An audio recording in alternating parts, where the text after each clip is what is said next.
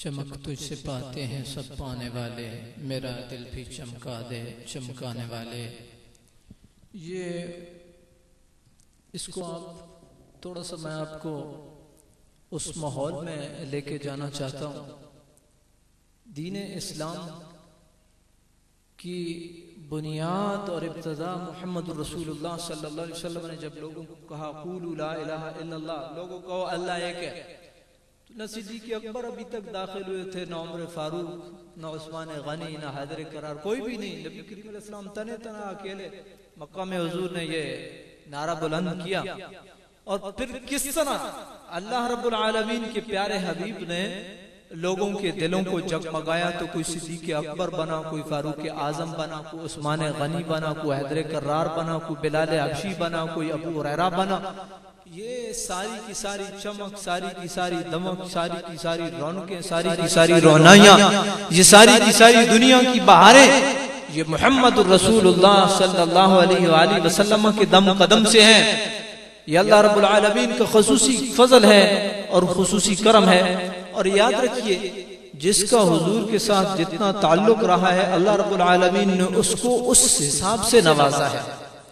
حضور کے ساتھ جتنا تعلق رہا جس کا، اس کو اس انداز میں نوازا گیا۔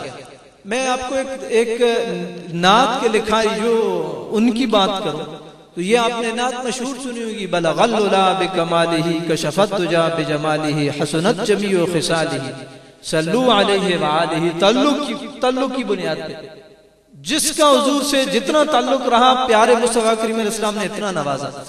یہ نعت کے لکھاری جب یہ 3 اشعار لکھ چکے تو ان کے ذہن میں نہیں آ رہا تھا کہ ربائی مکمل کیسے ہو، لیکن وہ پیار تھا، محبت تھی حضور کی نعت کے اندر، وہ حضور کی محبت کے اندر گم تھے۔ تو نبی کریم علیہ السلام جب وہ سو گئے نا، خواب میں ان کو دیدار ہوا، تو نبی کریم علیہ السلام نے ارشاد فرمایا کہ لکھو صلو علیہ وآلہ۔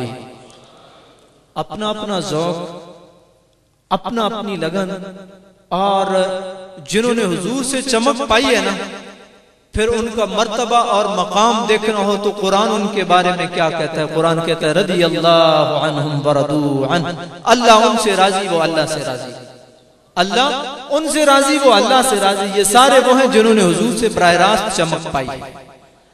برادران اسلام، اللہ رب العالمین کی بارگاہ میں یہ دعا کریں، میرا رب مجھے اور آپ کو عظیم ہستیوں کے ساتھ حقیقی معنوں میں محبت نصیب فرمائے، ان کے نقش قدم پہ چلنے کی توفیق نصیب فرمائے۔ انہوں نے دین کے لیے کیا کچھ نہیں کیا، یہ دین ویسے ہم تک نہیں پہنچا، اس دین کے لیے بڑی انہوں نے قربانیاں دی ہیں۔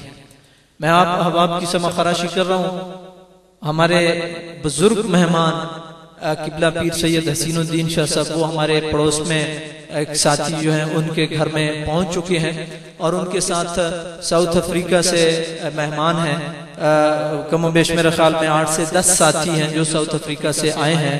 تو وہ تھوڑی ہی دیر کے بعد انشاءاللہ العزیز جو ہے وہ تشریف لانے والے ہیں۔ ہم آپ کا زیادہ وقت نہیں لیں گے، مجھے آپ کے ساتھ عرصہ ہو گیا ہے چلتے ہوئے، مزاج کو بھی ماحول کو بھی میری کوشش ہوتی ہے مد نظر رکھوں، آپ کو زیادہ ہم مشقت میں نہیں ڈالیں گے۔ آپ تھوڑی دیر کے لیے دل جمی کے ساتھ تشریف رکھیں۔